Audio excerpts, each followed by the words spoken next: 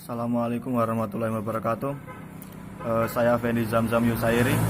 Di sini saya akan mencoba menjelaskan mengenai istilah dan bentuk-bentuk hadis. Hadis ditinjau dari segi istilah, yaitu terbagi menjadi tiga, yaitu istilah menurut bahasa, istilah menurut terminologi, dan menurut pendapat ulama. Yang pertama yaitu hadis ditinjau dari segi bahasa Arab tentunya. Jamak memiliki jamak, yaitu al-hadis, al-hitsan, dan al-hutsan, yang memiliki arti al-kabar atau berita.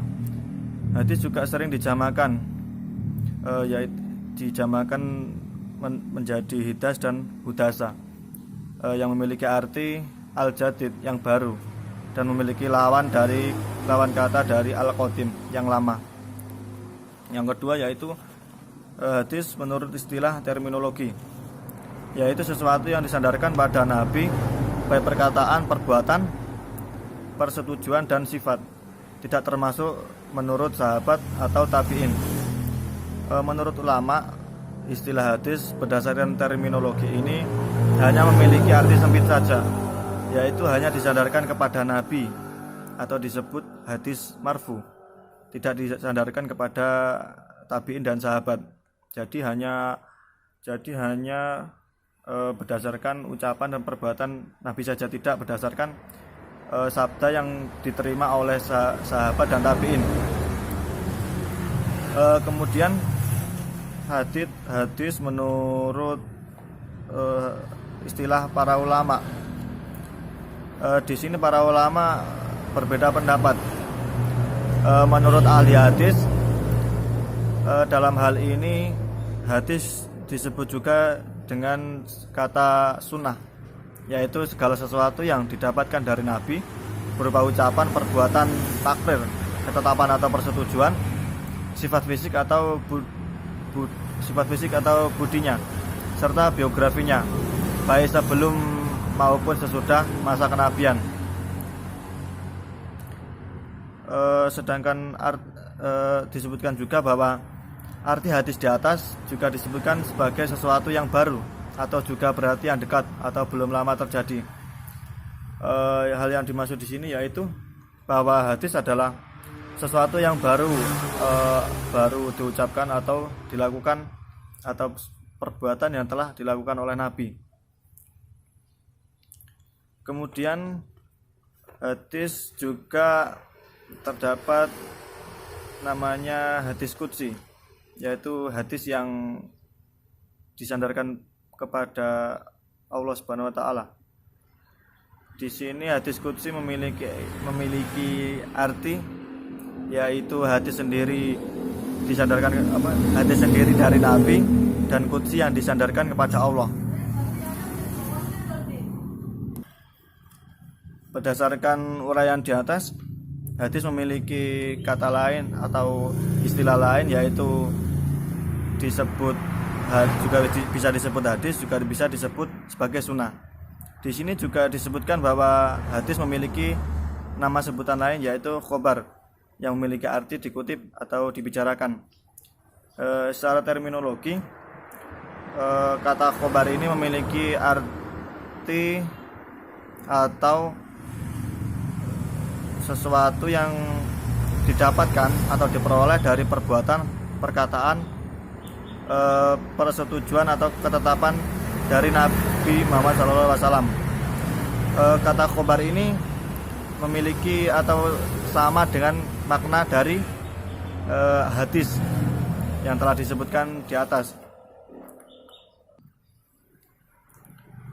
Di samping kata sebutan khobar dan sunnah, hadis juga sering disebut sebagai asar.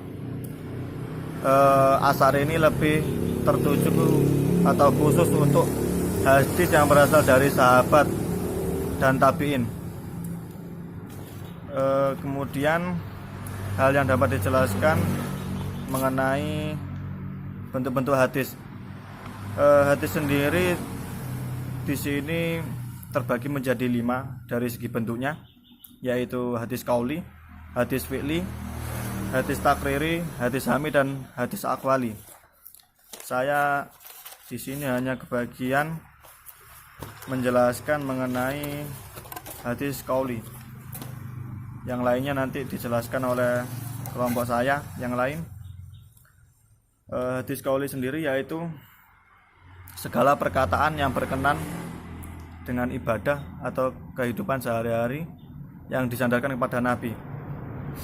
Perkataan tersebut berisi atau berupa runtutan dan petunjuk syarah, peristiwa-peristiwa, kisah-kisah yang berisi tentang aspek akidah maupun akhlak. Untuk periwayatan hadis qauli ini terdapat 5 periwayatan yang dapat dilakukan, yaitu yang pertama, sabda Nabi disampaikan di depan khalayak ramai. Yang di sini yang dimasukkan adalah seperti ketika ada majelis atau pengajian. Di sini Nabi bersabda dan didengarkan oleh banyak orang atau banyak sahabat dan tabiin. Yang kedua, periwayatan hadis qauli dilakukan ketika Nabi di depan atau beberapa orang atau di depan beberapa orang yang ada di majelis tersebut, maksudnya hanya sedikit orang, tidak terlalu banyak seperti yang pertama tadi. Di sini biasanya sabda Nabi muncul ketika ada sebuah pertanyaan dari tabiin atau sahabat mengenai suatu permasalahan. Maka sabda tersebut menjadi salah satu periwayatan hadis qauli. Kemudian yang ketiga, periwayatan hadis qauli didapatkan dari ketika Nabi terdorong menyampaikan sabda tersebut karena suatu dorongan. Contoh misal di sini ketika Nabi mengangkat seseorang pejabat sebagai amil zakat untuk membagikan zakat fitrah yang diperoleh kepada masyarakat atau warganya yang membutuhkan. Kemudian yang keempat, hadis dalam bentuk sabda, tidak disertai sabda yang lain. Hal ini dilakukan untuk menyampaikan ajaran Islam atau menyiarkan Islam. Kemudian yang kelima atau yang terakhir, yaitu pada umumnya sabda didengarkan tetapi tidak ada perintah untuk menulis. Jadi yang kelima ini biasanya Nabi itu menyampaikan sabda atau ketika bersabda biasanya menyuruh para sahabat dan tabi'in untuk menulisnya, tapi kadangkala juga tidak untuk menyuruh menulis. Di sini jumlahnya ketika Nabi bersabda, para sahabat dan tabi'in disuruh Nabi untuk menulis itu jumlahnya hanya sedikit. Sedangkan ketika Nabi bersabda, para sahabat dan tabi'in tidak disuruh menulis itu jumlahnya lebih banyak. Jadi ketika Nabi bersabda dan para sahabat dan tabi'in menulis itu sedikit, sedangkan ketika Nabi bersabda dan para tabi'in dan para sahabat tidak menulis, itu jumlahnya lebih banyak. Sekian dari saya. Wassalamualaikum warahmatullahi wabarakatuh. Assalamualaikum warahmatullahi wabarakatuh. Saya Ria Febrianti, NIM 176300057. Di sini saya akan menjelaskan tentang bentuk-bentuk hadis, khususnya hadis fi'li, yaitu hadis yang berupa perbuatan Nabi. Hadis fi'li yaitu segala perbuatan yang disandarkan kepada Nabi, seperti cara Nabi melaksanakan sholat, wudhu, dan lain-lainnya yang disampaikan kepada umat Islam melalui sahabat-sahabatnya. Nah, hadis fi'li ini menjadi anutan perilaku sahabat pada saat itu dan menjadikan keharusan bagi semua umat Islam untuk mengikutinya. Contoh hadis fi'li yaitu An Ibnu Umar radhiyallahu anhum qala kana Rasulullah sallallahu alaihi wasallam idza qama li sholati rafa'a yadayhi hatta takuna hatwa mankibaihi thumma kabbara. Artinya, dari Ibnu Umar radhiyallahu an, ia berkata, Rasulullah jika melaksanakan sholat mengangkat kedua tangannya hingga sejajar bahunya, kemudian takbir. Hadis riwayat Al-Bukhari. Saya Erlina di sini saya akan menuliskan penjelasan tentang bentuk hadis yang ketiga, yaitu hadis takriri atau hadis yang berupa persetujuan. Nah, tidak semua materi hadis secara utuh berasal dari Nabi, baik berupa perkataan maupun perbuatan. Sebagiannya adalah perkataan dan perbuatan sahabat yang dilakukan di depan Nabi atau dilakukan sebelumnya kemudian dikonfirmasi kepada Nabi. Nah, hadis kategori ini dalam terminologi hadis disebut dengan hadis takriri, yaitu hadis yang berupa ketetapan Nabi terhadap apa yang datang atau yang dilakukan oleh para sahabatnya. Menurut Abdul Al-Wahhab Khalaf dalam bukunya Ilmu Ushul Al-Fiqh, hadis takriri adalah penetapan Rasulullah atas sesuatu yang dilakukan oleh sahabat, baik berupa ucapan maupun perbuatan dengan cara Rasulullah diam. Yang di sini itu tidak menyangkal, setuju dan menganggapnya bagus. Nah, dalam hal lain, Nabi membiarkan atau mendiamkan suatu perbuatan yang dilakukan oleh para sahabatnya tanpa memberikan penegasan apakah beliau membenarkan atau mempermasalahkannya. Jadi, materi dalam hadis ini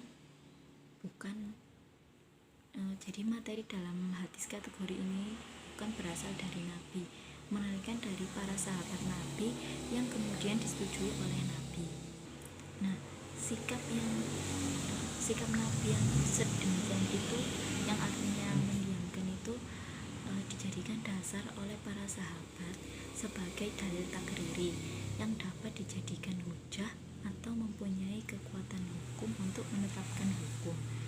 Karena pada dasarnya, seandainya Nabi tidak menyetujui perbuatan tersebut, niscaya pada saat itu Nabi akan menolaknya atau melarangnya. Salah satu contoh hadis takriri adalah hadis yang diriwayatkan oleh Abu Dawud, menyatakan dua orang laki-laki melakukan perjalanan.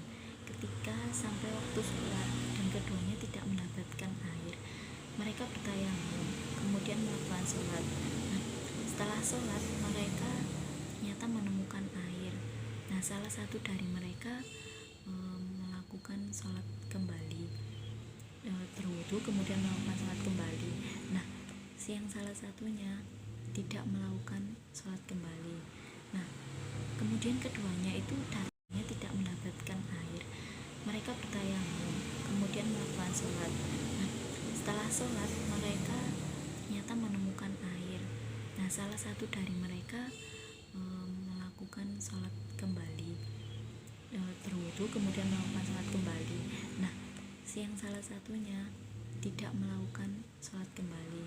Nah, kemudian keduanya itu datang menghadap Rasulullah dan menceritakan hal tersebut.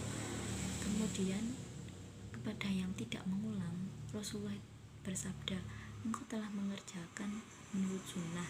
Sedangkan kepada yang telah melakukan sholat kembali, Nabi bersabda, engkau mendapat pahala 2 kali. Pada hadis lain yang juga berupa persetujuan disebutkan bahwa Rasul membiarkan para sahabat memakan daging biawak. Akan tetapi Nabi sendiri tidak memakan daging tersebut dan tidak mengharamkannya. Meskipun Nabi tidak memakan daging biawak, tidak menunjukkan bahwa daging itu haram, sebab ia membiarkan sahabat makan daging itu tanpa menegur mereka.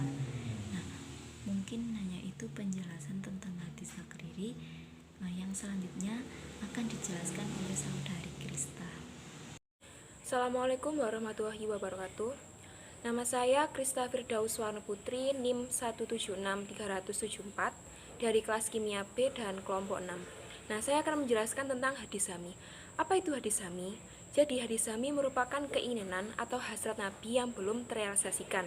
Nah, contohnya di sini adalah keinginan Nabi untuk berpuasa pada tanggal 9 Asyura. Pada tanggal 10 Asyura, Nabi berpuasa dan memerintahkan para sahabatnya untuk berpuasa. Namun sahabatnya berkata, wahai Nabi, ini adalah hari yang diagungkan oleh agama Nasrani dan Yahudi. Kemudian Nabi pun bersabda bahwa tahun kedepannya insya Allah saya akan berpuasa pada hari ke-9. Maksud dari hadis tersebut adalah bahwa Nabi ingin berpuasa pada tanggal 9 Asyura.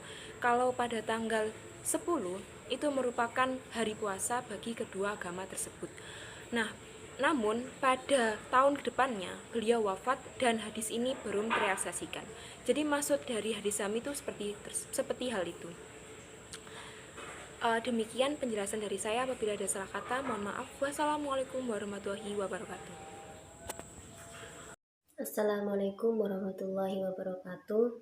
Nama saya Nining Ratna Rahayu, NIM 176346 dari kelas B. Nah, di sini saya akan menjelaskan bentuk-bentuk hadis selanjutnya, yaitu hadis ahwali. Jadi, hadis ahwali ini berkaitan dengan hal-hal ihwal seperti keadaan Nabi, seperti sifat-sifat Nabi, kemudian kepribadiannya maupun silsilah serta yang lainnya yang tidak termasuk dalam bentuk-bentuk hadis yang sebelumnya. Kemudian di sini saya akan memberikan contoh hadis ahwali. Nah, hadis ahwali itu sendiri mempunyai dua hal. Yang pertama itu adalah hal-hal yang bersifat intrinsik, dan yang pertama itu hal-hal yang bersifat intrinsik, kemudian yang kedua itu hal-hal yang bersifat ekstrinsik. Kalau hal-hal yang bersifat intrinsik ini berkaitan dengan sifat-sifat psikis dan personalitas yang tercermin dalam sikap dan tingkah laku Nabi, seperti cara makan Nabi, kemudian cara Nabi bertutur kata, kemudian perilaku Nabi sehari-harinya. Sedangkan untuk hal-hal yang bersifat ekstrinsik itu yaitu hal-hal yang berkaitan dengan sifat fisik Nabi, seperti wajah Nabi itu seperti wajah Nabi, kemudian wajah Nabi seperti warna kulit, kemudian tinggi badan. Nah, di sini saya akan berikan contoh hadis ahwali yang bersifat intrinsik, yang saya bacakan hadisnya ya. Bismillahirrahmanirrahim. Kana Rasulullah sallallahu alaihi wasallam ahsanan nasi khalqan, yang artinya Rasulullah sallallahu alaihi wasallam adalah orang yang paling mulia akhlaknya.